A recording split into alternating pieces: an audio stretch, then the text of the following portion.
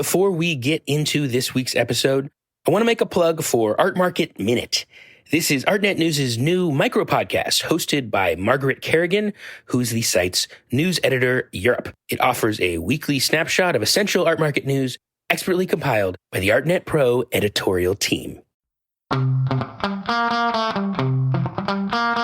I want the art world to be bigger and wider, and I think empowering people to make art in other platforms is how I have chosen to do that.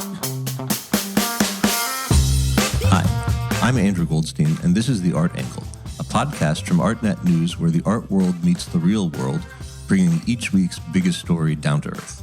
Lately, as museums, galleries, and pricey art schools have all struggled to adjust to our new locked-down, socially distanced reality, fundamental questions have arisen about what the art world, so long an exclusionary ivory tower of elitism, can offer the rest of the world.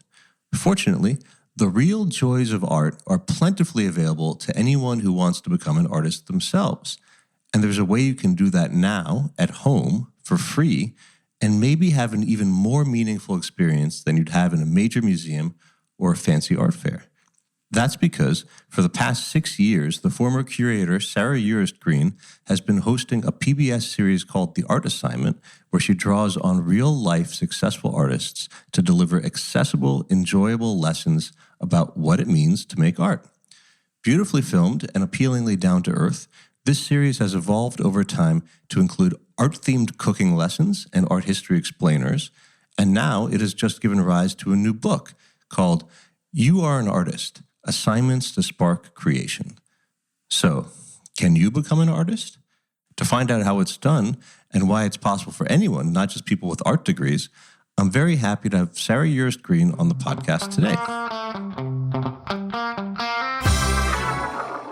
Thank you very much for coming on The Art Angle, Sarah. Of course. Thank you for having me. So, you have just published a new book with Penguin titled You Are an Artist, Assignments to Spark Creation. This is an outgrowth of a show you've been doing for PBS since 2014 called The Art Assignment. Now, it's obviously a very strange time to be launching a new book. How do you feel this is hitting the moment? In a lot of ways. I mean, it's a book about art you can make using the things you have around you. And if there's ever a time that we need to make do with what we have, it's now. So am I bummed that I didn't get to travel around on the book tour that was planned? Yes, but I also feel like the book can really play an important role right now. I mean, it's one thing that we see all over the world.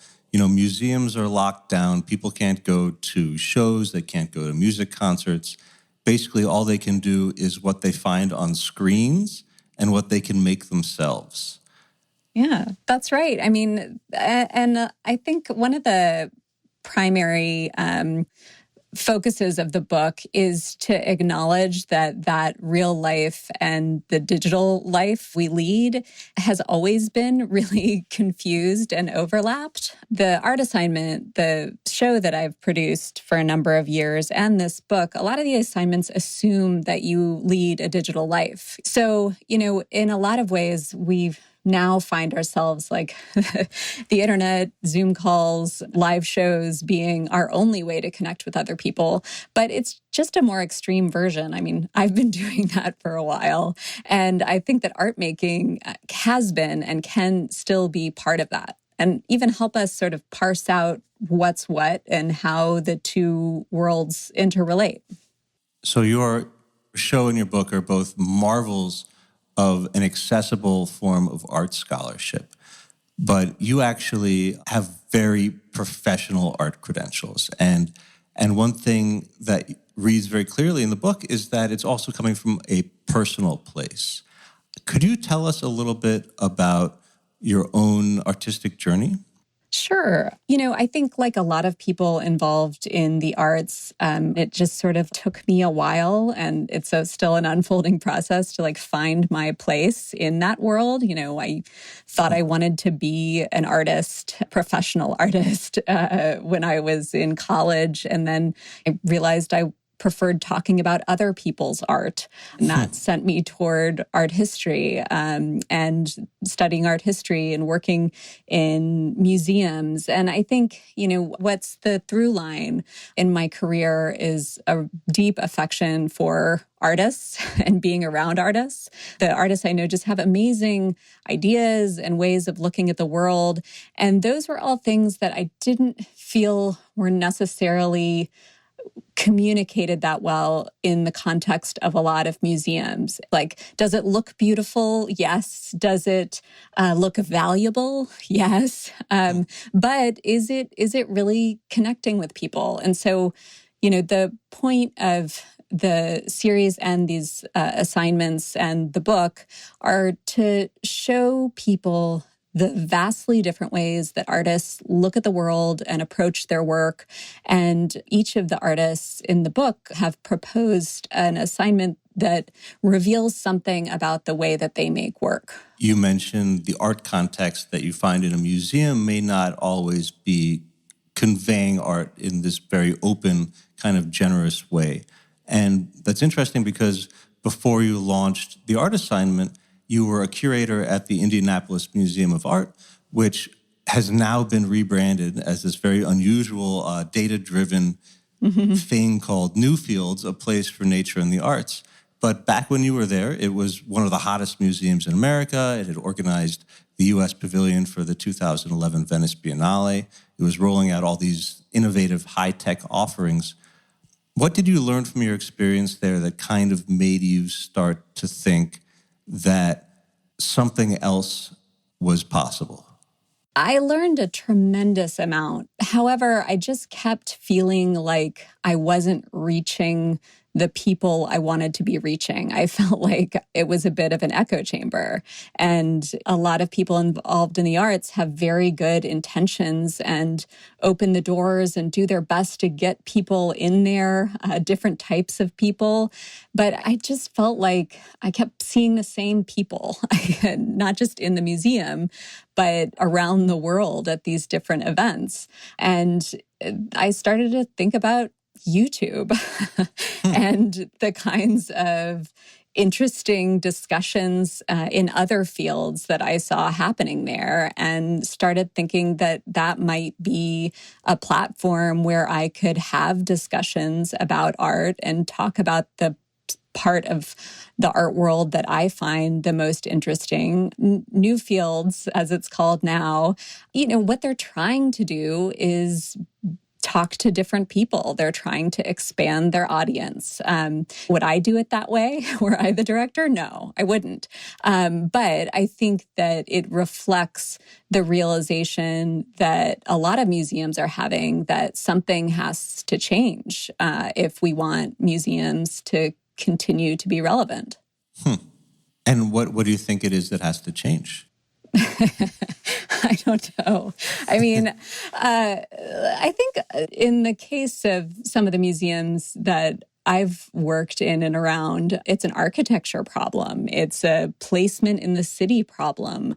I think that numbers don't necessarily reflect quality of engagement. And I think that institutions really have to think about who they're trying to reach and how those people are actually going to get there. Even beyond reconsidering your entire exhibition program and thinking deeply about what is deeply fitting for your community. It's very context dependent. You have to know your community and you have to really be honest with yourself. Do you want to make shows for your trustees and other rich people? Well, okay, but do you actually want to reach new people? Then I think you have to start asking hard questions and making pretty revolutionary decisions. So the show that you created, The Art Assignment, guides a general audience through the complexities of contemporary art in a very plain-spoken and truly engaging way. Where did you get the idea to not only teach about art to people, but to encourage them to consider themselves artists and make art themselves? I'm somebody who learns by doing, and it helps me sort of enter the mindset of someone to like try out a way that they work. Having a grounding in art making was helpful for me, even if it's just psychological, in talking with artists, in looking at work, relating to it materially as well as intellectually. And so like on a basic level, that is why I sort of came about it at this angle. But I also think that to a large extent, because the art market, at least before coronavirus, had gotten so big and so inflated, I think that what I was noticing is when people walk in and they see these works that have such a high value, that are worth millions and presented in this fancy environment, it doesn't look like things that people actually made. And it becomes hard to relate to. So in a certain extent, I think it can be helpful from a wide variety of perspectives to make art. It can be a meditative process. It can help you work through problems. It can occupy your hands. It can help you connect with people. I think that it can expose new ideas. But I also think that by trying on these different ways of working, you see that art doesn't have to be this insanely highly valuable thing. It is human output. As people, we've always liked to make art and have never stopped doing that through any adversity.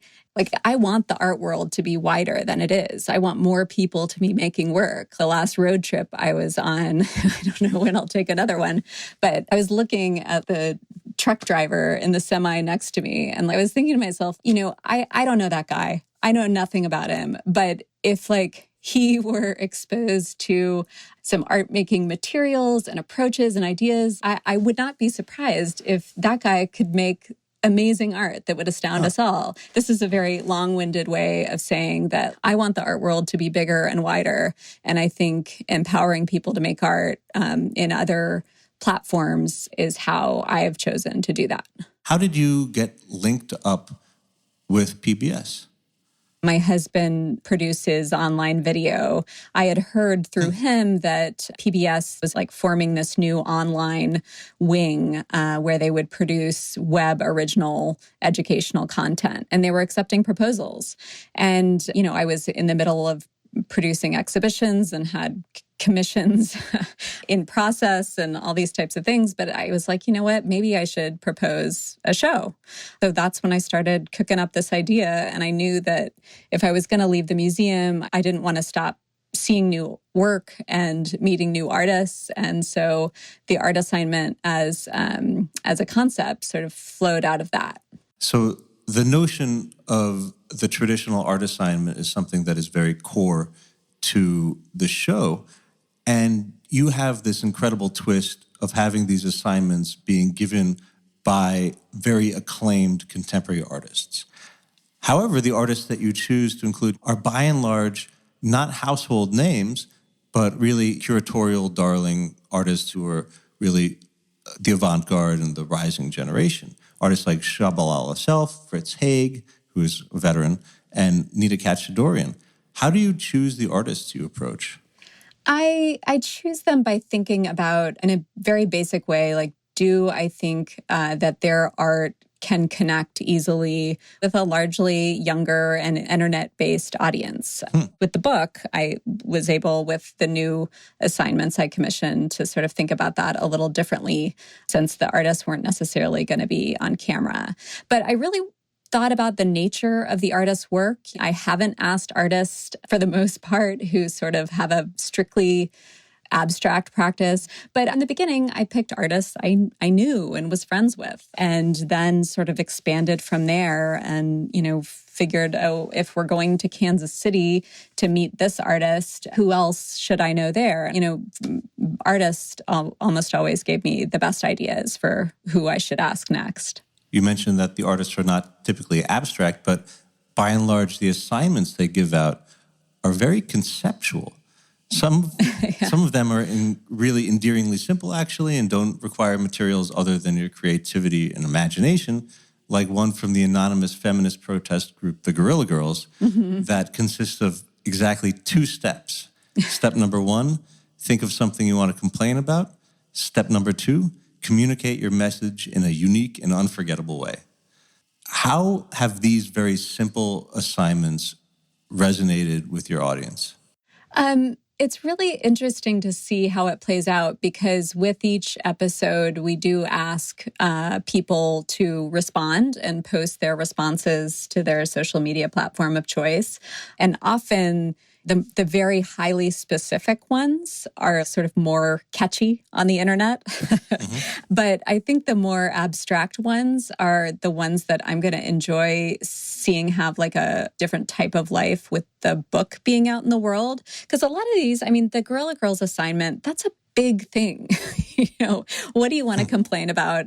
How can you complain about it creatively? It's a great framework, but it does take a lot of thought. For the most part, I wanted these to be assignments that are very doable. I wanted these to be flexible. I wanted these to be able to work within your life. And, maybe you don't have an idea right away, but it plants the seed in your head. And then 3 years from now, you're sitting on a train and all of a sudden you have an idea for the perfect way to complain creatively. Other assignments are actually fairly involved. Like the photographer Alex Soths, who asks people to first find an article in a local newspaper, then find an aspect of that article that could merit further investigation, then to go report it out, take a photograph of it, and then write a story to accompany it. In other words, to go out and actually be a working journalist. Yeah. Yeah, I mean, I haven't done all of the assignments myself, I will admit that. But that one is one that I did challenge myself to do. Wow. I found an advertisement for a local store, a pipe and pen store, not like a paraphernalia shop, but like an old school pipe and cigar shop. So I decided to go find it. And I went in, and it was this amazing old store. And I had a great chat with the fellow who ran the desk there and learned all about its history and took some photos and wrote a little bit. And now the place has closed down. And I'm really glad I did it. I think some of them do require you to step outside of your comfort zone. And a lot of times, like, you're not going to do that unless somebody asks you or gives you an assignment. That one in particular, like Alex Soth is not somebody who's naturally an extrovert. He taught himself to do that. His first assignment for a newspaper he worked for was to go report on a Keanu Reeves film set. And he was so nervous he wouldn't get anywhere close, and he needed to take this picture, but he couldn't do it. And finally, at the end of the day, Keanu Reeves had noticed him lurking around and waved him over and said, you need a picture? Da, da, da. And now he's an extremely accomplished photographer who regularly invites himself into people's lives and takes very intimate and wonderful photographs there. So I think it's like a muscle that you have to build and train, that getting out there and trying new things. That's interesting, because as I was reading through the book, I started to think that a lot of these were less assignments than they were exercises to try to alert you to a new way of looking at the world. Was that intentional? I mean, I think of them not as strict assignments, because people tend to have a negative association with the word assignment. It might be anxiety inducing. You can call them prompts, you can call them exercises, you can call them a lot of things. What I like and why I kept with the assignment is because I do want to sort of call people to actually do it. It's up to you whether you do, but I like the accountability of it. One of the great things about your show is that you interact with your commenters a great deal, and you incorporate their feedback into the show and you answer their questions. What have you learned about your audience's interests and perspectives over the course of the program? I've learned a lot, but I've learned not to be dismissive of some of the questions that I avoided early on. People saying sort of vehemently, this isn't art, or this is bullshit. There hasn't been true art since the Renaissance. Mm-hmm. All of these things that I used to just be like, oh God, how are we going to do this? But I've learned it actually kind of provokes me. What I'm hearing is that you really enjoy when you're looking at art, you want to see something that was really hard to do and took a lot of training and that you couldn't do and that shows mastery of a certain way. And I like that in art too. I don't have to have that. To me, art can be a lot of different things, but what I'm still learning is that those voices are legitimate and that if we want to create art venues for a lot of people, then it's important to listen to that and not get dragged down by it. And that's what I do. There's a lot of nastiness on the internet. And I try very hard to create a civil environment in the comments. And I am not afraid to delete nastiness. But in general, I'm just more receptive to really listening. I think that's one of the greatest things about the show is that you deliberately steer into the audience's skepticism. It's evolved over time beyond the original assignment concept to now include a number of other mini-series within the show, including one where you make a case for something that people sometimes find a little bit pretentious, like conceptual art, minimalism, the work of Yoko Ono. Where did this approach come from, and how did you decide to evolve it beyond the assignment? Well, as I was producing these assignment-focused shows and noticing the conversations that were happening in the comments, I felt like I was getting to know the YouTube platform and the audiences and the potential audiences. And then, after 3 years of releasing these assignment videos, I decided not to release anymore because I knew I wanted to make this book and needed some time to do that. And also to start to answer some other questions and to experiment with other ways to talk about art. And I think the thing that brings all the content together, at least for me in my head, is that it's looking at art history and art through the lens of the present. So if I make the case for conceptualism, I want to understand why it's relevant to people now, not just why it was cool in the 70s. Why should you care now, and what aspects of it might be relevant to you? I don't love the work of Mark Rothko, and it's fine. It just never really did anything for me. And I decided to make a video, the case for Mark Rothko, mostly because I wanted to make the case for myself. If you give something attention, if you give something care and study, you can usually find something redeeming about it. You don't have to like Yoko Ono's work, but if you were going to, this is why. As somebody who's based in Indianapolis, do you feel that you have a different perspective because you are in the middle of America? Definitely. Being here helps me remember that most people are not part of the art world that gets reported on because art is being made everywhere. It's just that the power centers are so limited. So yes, I appreciate being here. It gives me room to think. It gives me room to contextualize my work and care a little less about what my, what the people I went to grad school with think. It's interesting to note that in the strange moment, what a lot of people have started to do is that they're recreating or reciting masterpieces from the history of art. Why do you think there's this real gravitation towards this honoring and reenactment of art history? I think it plays perfectly into meme culture on the internet. People love to recreate images and art images too. I think it's a way of supporting the museums that are shut down. And it's fun. It's putting yourself into history. It's sort of elevating yourself out of the doldrums and misery of being stuck in your apartment. And it's a way to enliven a museum's collection when it's not accessible. So to me, it's the perfect coming together of art museums, valiant efforts to share their collection when they're closed, and everyone's love of memes. Is there anything else that you've been surprised or heartened to see when it comes to art and creativity in these dark days? Yeah, because of the book's release, I've been talking with a lot of the artists whose assignments are included in the book. And A lot of the artists are like, we were made for this, like we are artists. We are good at being resourceful and making something out of sometimes nothing. And I'm heartened because a lot of the artists who I know and keep up with, this is another time that you make work through and about.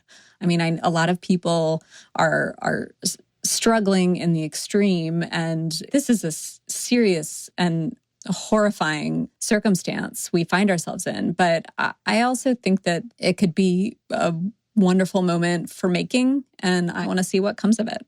So to go back to your show for a moment, it's evolved over time to incorporate cooking lessons, there are travel episodes.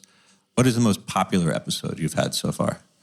I made a video about the Banksy auction. Shredding? Yeah, the Banksy shredding. That did well. My Maurizio Catalan banana video did well. I mean, the truth is that most people can't name more than a few living artists. So a lot of times I try to think about shows that sort of start from things that people know. One of our most viewed videos is called I Can Do That. And it's my attempt at a response to when people say, I could do that. So I'm intentionally provocative in order to start a conversation. Something that I learned from the first few years of making the series is that even very well-known artists in the art world are not recognizable outside of it. So if you really want to talk to people, you have to kind of come at how the work itself, the ideas behind it can connect. For the content creators out there, what have been the least popular episodes you've had? I hate to say it, but our assignment videos are probably our least popular. With the book, I kind of wanted to package the assignments in a different way and to create the slower resource because, grappling with the YouTube algorithm is maddening and it changes all the time. So I wanted these assignments to have a life outside of YouTube, which does tend to privilege newsy items like the banana. But I think that there's still a lot of value in making a physical object and making a resource that sort of brings them together and slows down the pace a little bit and allows you to sit with the ideas it contains. I wonder, as a way of closing out, are there any art assignments you'd like to give our listeners? I would love to. One that I've been thinking about a lot recently is Ju-Young Che's assignment, Imaginary Friend. I know a lot of people who are alone right now, and this one may seem silly, but I encourage you to try it anyway. It's just 2 steps. 1, make an imaginary friend using any medium you like. And 2, bring that friend out into the world and introduce them to others. And the assignment is more involved and explained in greater detail in the book, but it's about thinking about what kind of a character you need right now. And I think that regardless of how old you are, it can be a wonderful time to think about that and give it a try. In this age of social distancing, I think all of us could use another imaginary friend from time to time. Yes, indeed. And if you do the assignment, I hope you'll share it on social media with the hashtag #YouAreAnArtist. Thank you very much for coming on The Art Angle, Sarah. That's it for this week's episode of The Art Angle. If you like what you heard, you can subscribe to the show on Apple Podcasts, Spotify, and SoundCloud. Also, take a moment to rate and review us. It will help other listeners discover what we're doing. The Art Angle is produced by Tim Schneider and Caroline Goldstein and edited by Nick Long. Thanks for listening, and see you next week.